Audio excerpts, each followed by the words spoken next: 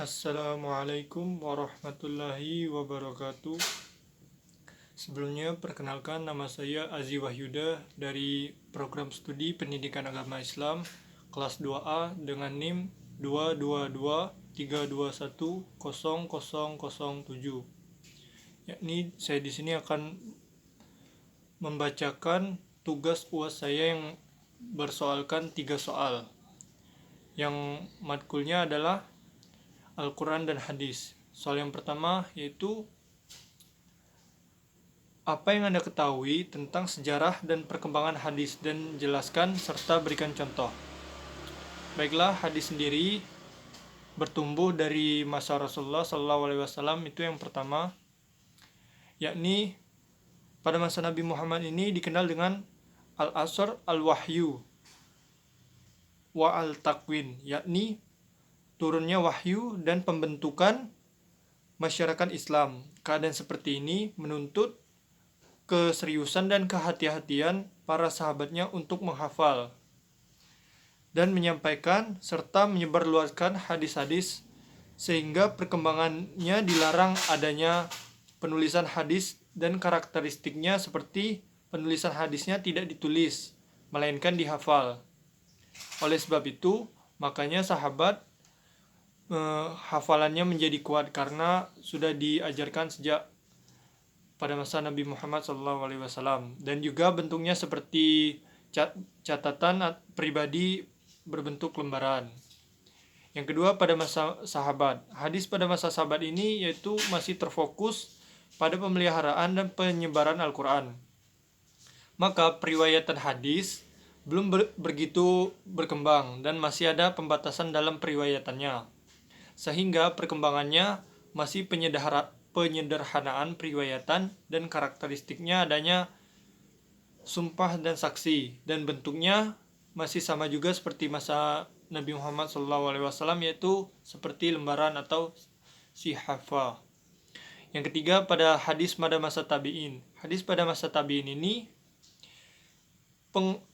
penjelasannya masih pengoleksiannya sudah mulai disusun dalam sebuah kitab yang beraturan, dan para tabi'in juga cukup hati-hati dalam periwayatan hadisnya, sehingga perkembangan hadis pada masa tabi'in ini sudah dimulainya penghimpunan hadis dan karakteristiknya bercampur antara hadis Nabi dan fatwa sahabat serta aqwal sahabat, dan juga karakteristiknya bercampur antara hadis Nabi dan fatwa sahabat, dan bentuknya masih berbentuk sahifah atau musannaf atau berbentuk mushaf.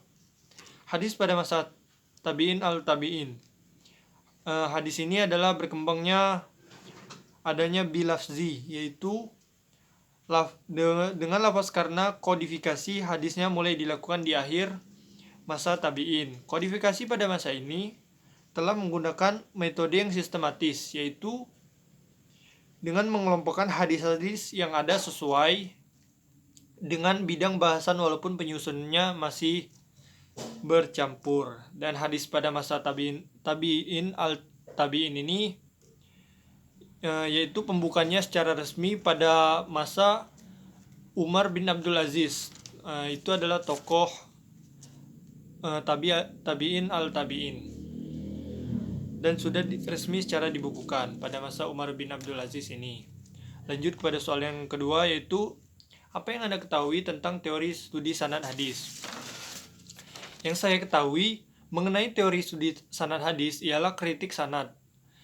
Dalam kajian hadis ditujukan untuk mengetahui sisi otentisitas sebuah hadis. Apakah suatu hadis memang benar bersumber dari Nabi, ataukah diragukan bersumber dari Nabi SAW, atau bahkan hadis itu palsu. Dan dari aspek sanadnya tersebut, seseorang dapat pertama kali mengklaim sisi otentisitas hadis yang ditelitinya.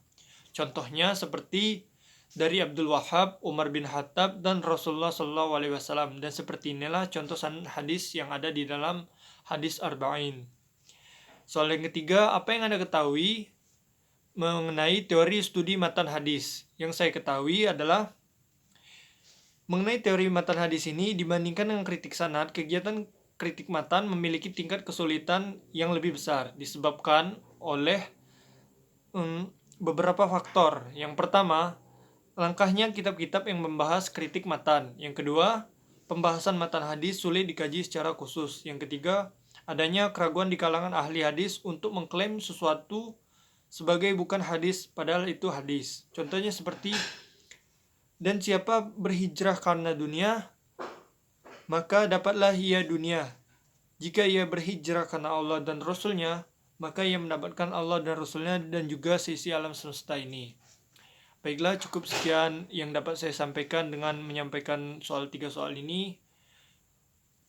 Apabila ada kata yang salah, saya mohon maaf. Kepada Allah saya mohon ampun. Wabillahi taufiq wal hidayah. Wassalamualaikum warahmatullahi wabarakatuh.